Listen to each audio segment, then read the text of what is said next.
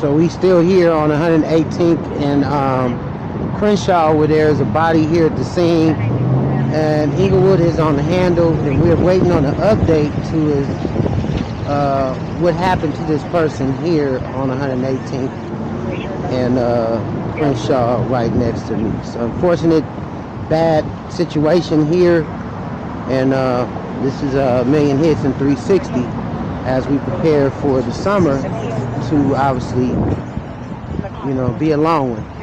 So I'll update you guys as soon as I get the outcome of what happened to this person here on 118th and Crenshaw. Peace.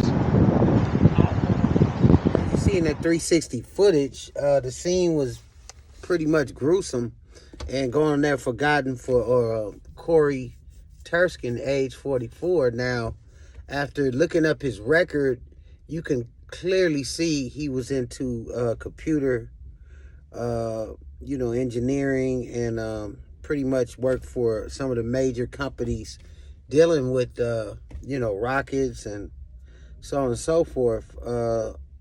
But I do want to say that Stringers LA does have it as a person who was breaking into a vehicle or window or whatever have you, in the 118th block of Crenshaw, and basically deceased had broken into a window of a vehicle that was occupied, and the driver drove off in fear of their life, and LA County Fire Department declared the death shortly after that on arrival.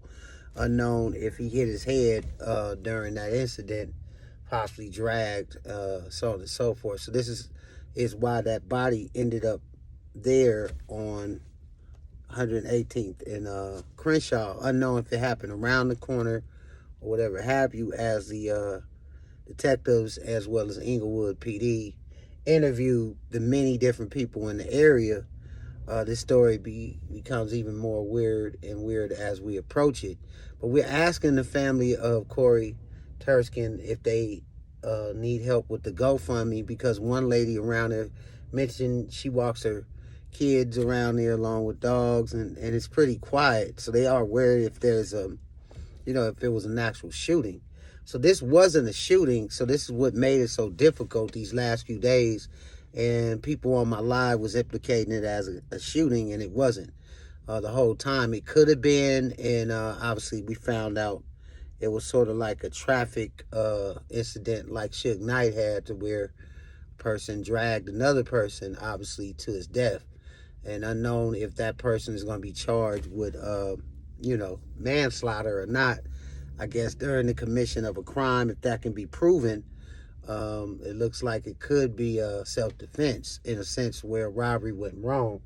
But, Corey Turkson, obviously, if he was into computers and computer science and high-tech companies, it's just very odd on how that situation would happen, although COVID did take down a lot of people from their jobs and obviously put them in the streets, where a lot of people became homeless and so on and so forth. But at the age of 44, he leaves behind unknown family, because there won't be candles down there.